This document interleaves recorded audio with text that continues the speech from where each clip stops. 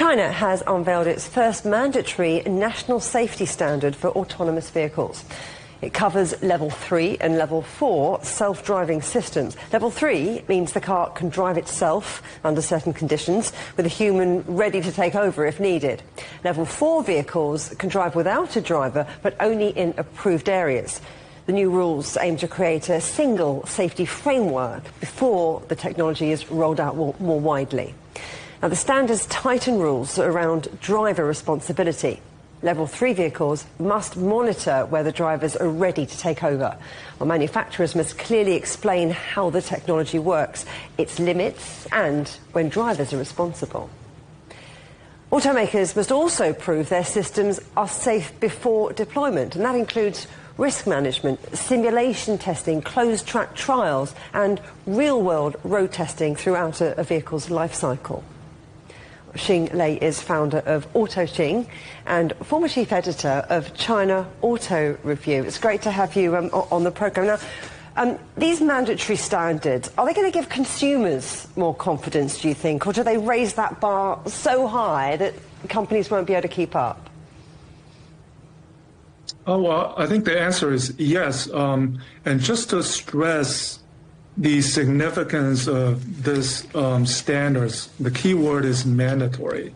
And the industry has actually been looking forward to this being released. And mandatory safety baseline framework foundation for the commercial rollout of the level 3 and the level 4 systems that you just explained what they are. And especially with the human-machine interaction, I think, which has recently been a topic of how the system will for sure know the driver will be able to take over in this level 3 conditional automated driving. I think this will help both the industry, the automakers, and the consumers, because the automakers will have to require letting the consumers know through various means, manuals, websites, in-vehicle displays, that they need to be ready.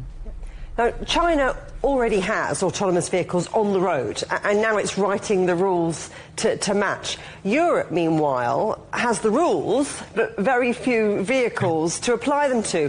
Which approach do you think is most likely to win out? Well, currently China is in the lead, but every region of the world is different.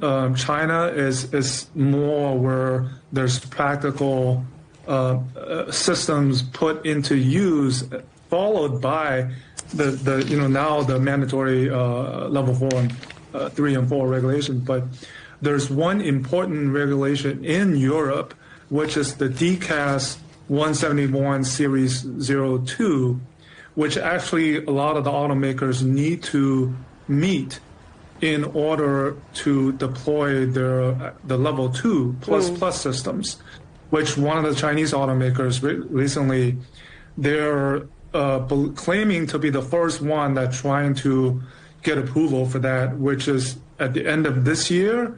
And once you get that approval, whatever's available in the Chinese market of that system can be deployed into the European regions. I think that's important to point out.